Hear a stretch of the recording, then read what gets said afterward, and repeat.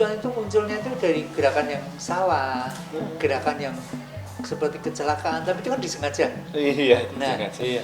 dia jalan gitu berhenti terus menghadap ke penonton gitu, terus jalan lagi gitu. Nah, biar tak tanggap nih 5.000 rupiah kok, saya kok puluhan juta deh. Padahal kalau kita begini itu kan kita membantu manajemennya Korea. Kan budaya Korea ada budaya.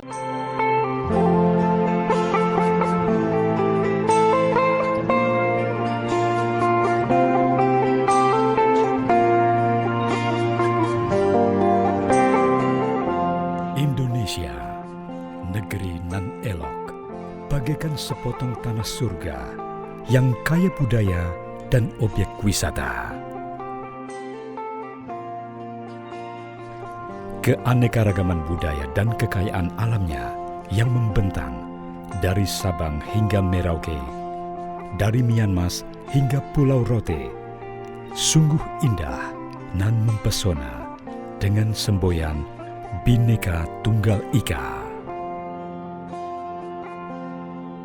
Biodata, bincang objek budaya dan pariwisata, adalah media yang menyajikan informasi tentang seni, budaya, dan kepariwisataan kebanggaan bangsa Indonesia.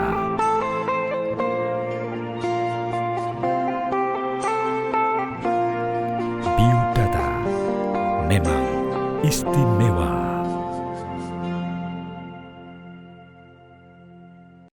Nah, terus di ASTI ya, Akademi Seni Tari itu kan sebetulnya lebih fokus ya Mas, yang tradisi tradisi sebetulnya.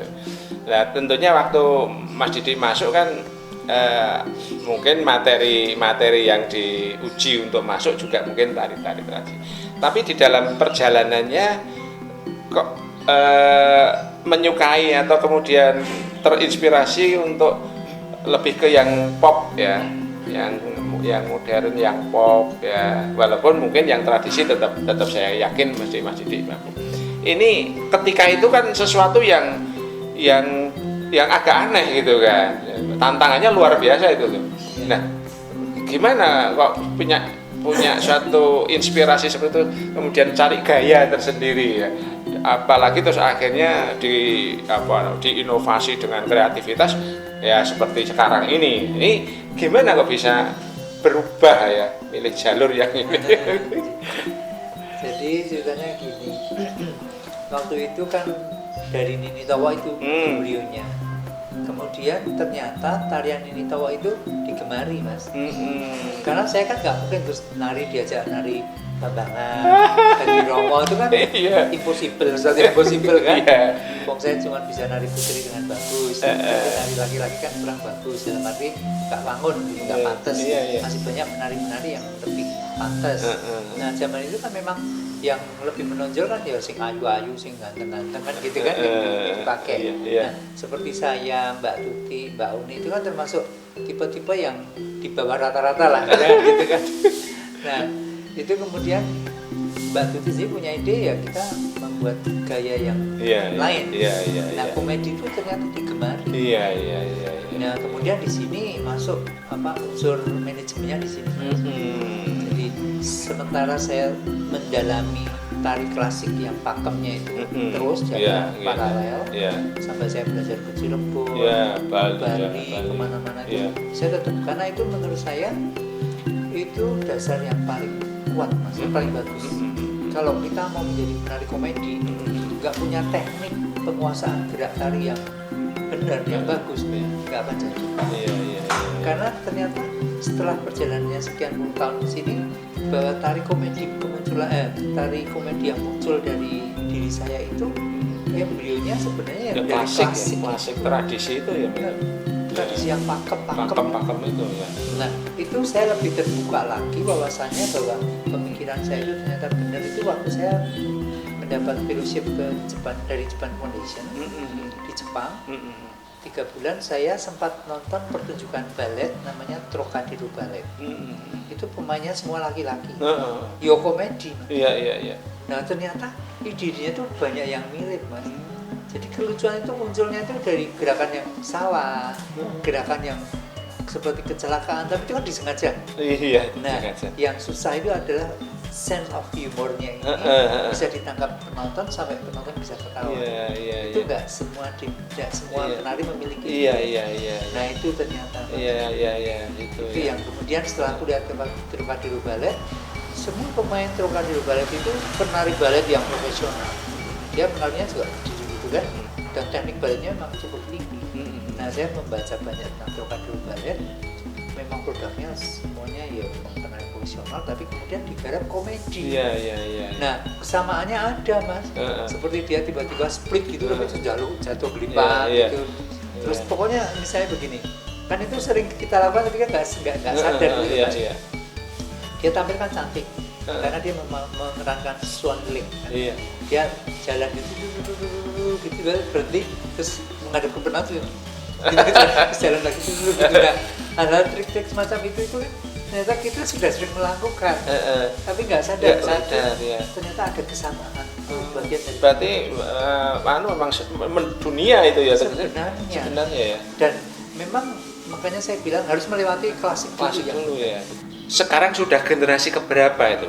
Dari sejak Sanggar Natya Laksita muncul itu sampai sekarang sudah generasi keberapa? Dan materi ajarnya itu gimana? Apa yang memang dua tadi, yang klasik tetap diajarkan, kemudian yang warnanya Mas Didi itu juga, atau gimana?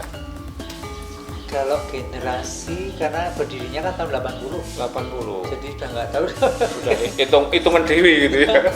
Cuman kadang-kadang saya kalau di jalan atau di pesawat dimanapun sering ketemu sama orang ya, kadang-kadang pernah ada ibu-ibu bawa anaknya gitu, terus dia kenalin, nah ini Om Didi dulu waktu ibu masih belajar di sanggarnya gitu. Jadi kan aku pernah ngerti Udah lali ya. Ada yang sudah punya cucu. Terus pokoknya gede-gedean itu. Bahkan yang pengalaman yang aku cerita punya cucu itu begini. Tahun 2000 sekian aku lupa. Itu ada yang punya kerja di Solo hajatan mantu nanggap saya. Khusus minta Nini Towo tariannya. Karena waktu dia dulu mantenan, saya yang menari. Terus dia mantu, anaknya harus saya yang nari. Terus yang di Jakarta itu cucunya mas. Sudah sampai cucunya itu saking fanatiknya itu nanggap saya. Nah gitu-gitu loh mas, yang kadang-kadang saya mengharukan. Kan menyentuh banget ya. Saking fanatiknya itu sampai ke putune kudu nanggap aku. Dari itu ya gergeran mas. Di hotel kan waktu itu, di hotel aku lupa, di hotel besar kok. Ciwi Marriott kalau nggak salah, karena dia orang kaya ya. Nah neneknya ini kan ngefan banget, begitu neneknya datang, udah duduk sama saya, biar tak tanggap nih 5.000 rupiah kok, saya kok puluhan juta deh. Udah simba-simba udah pikun dong. Neng pokoknya aku kondo karo putuku, nek mantu kudu nanggap Didi Towo, nek ora aku gak gitu mas. Nah gitu-gitu. Itu kan apa ya istilah ikatan-ikatan emosional ya. Kita nggak bisa emosional. Ya, materi tarian yang diajarkan juga itu warnanya Mas Didi. Tari-tari kreasi gitu ya. Tari kreasi ya, tapi bukan tari untuk pentas. Iya. Karena saya punya pemikiran secara manajemen, tari pentas itu tak monopoli. Kalau diajarkan malah di pentas wong dia. Nah, itu kan teknik manajemen juga. Iya. Jadi sampai sekarang kan nggak ada yang bisa tari-tarian lucunya itu. Nah terus Mas Didi itu kan ternyata bukan hanya penari, tapi juga perias, make up, kemudian macam-macam lah. Kok bisa gitu loh Mas? Mas Didi kok bisa mengembangkan kemampuan dirinya untuk merambah ke berbagai aspek. Jadi ya semua itu memang dari ya Mas ya, dari telaten dan keuletan. Nah, dan tantangannya juga banyak ya. Ya, itu kalau cerita tantangan nggak ada habisnya. Nah, saya itu memang hobi melukis itu kan nggak bisa dibendung. Sehingga itu kemudian tertuang dalam tata rias. Makanya saya dulu ngajar rias karakter kan, fantasi, make up, Iya. Itu dari bakat melukis. Tapi nggak ada guru periasnya belum nggak ada ya waktu itu ya? Waktu itu sudah mulai belajar rias. Iya. Jadi rias pengantin kalau saya. Kalau rias apa makeup itu dulu kan sarjana muda saya kan skripsinya kan wayang wong Sriwedari. Jadi saya riset ke Sriwedari, saya mendokumentasikan tentang teknik-teknik make up wayang wong Sriwedari. Itu masih almarhum Pak Rusman, masih Surono, Pak Surono, Budarsi, masih iya. semua. Jadi aku waduh foto-fotonya masih ada kayak itu, padahal itu memori yang luar biasa kan. Seperti Pak Rusman itu mesti ada dengan di sini, ditiru nanti seperti ini. Anak-anak dari kota mesti ada dengan ini. Iya. Padahal itu ceritanya Pak Rusman itu. Iya.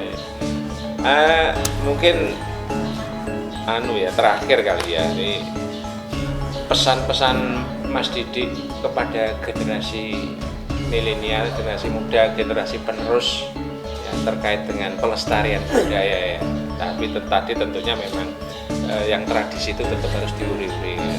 Tapi pengembangan pun karena ini memang untuk kepentingan ekonomi dan sebagainya, untuk kepentingan aspek wisata dan sebagainya. Ini pesan-pesannya kepada generasi muda kira-kira seperti apa?